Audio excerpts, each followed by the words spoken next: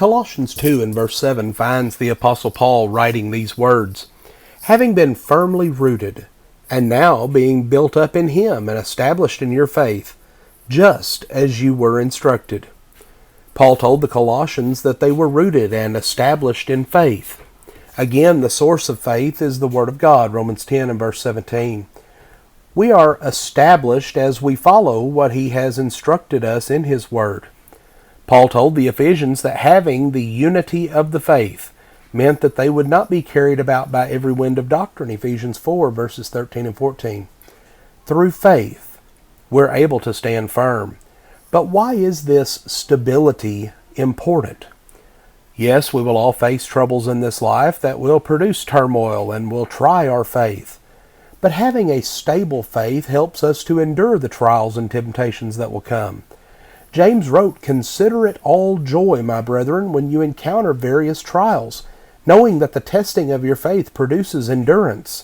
And let endurance have its perfect result, so that you may be perfect and complete, lacking in nothing." James 1, verses 2 through 4.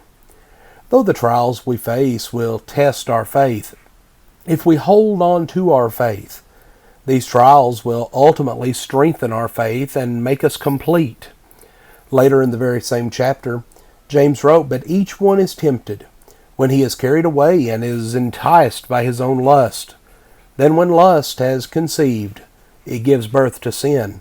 And when sin is accomplished, it brings forth death." James 1, verses 14 and 15. Besides the trials of life that we will all endure, we also face temptations to sin. These temptations are attacks from Satan. And our faith is what protects us, Ephesians 6 and verse 16, so that we are able to resist the devil, 1 Peter 5 and verse 9. But friends, without the right foundation, the trials of life will overwhelm us. And at the end of the Sermon on the Mount, Jesus described one who built his house on a faulty foundation. He said, "Everyone who hears these words of mine and does not act on them will be like a foolish man who built his house on the sand.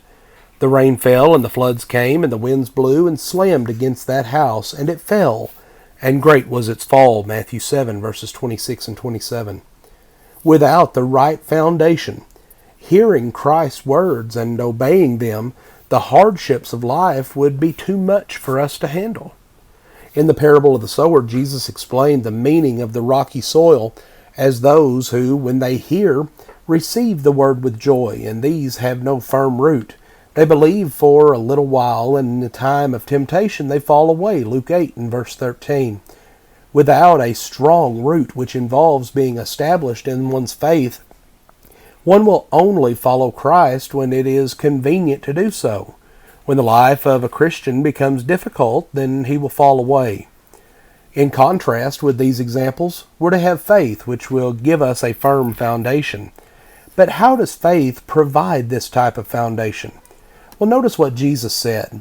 He says, "Therefore, every one who hears these words of mine and acts on them may be compared to a wise man who built his house on the rock.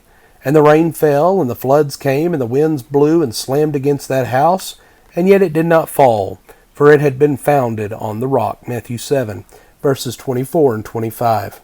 Friends, we must hear his word and obey it. This is the sign of a strong faith and will help us endure the trials of life. Again, in the parable of the sower, Jesus explained that the good soil represented the ones who have heard the word in an honest and good heart and hold it fast and bear fruit with perseverance. Luke 8 and verse 15. We too must hold fast to his word and bear fruit in our service to him. This will not only cause us to be pleasing to him, but will also help keep us from turning back to our old way of life, from going back out into the world. We can have this stability in life by faith.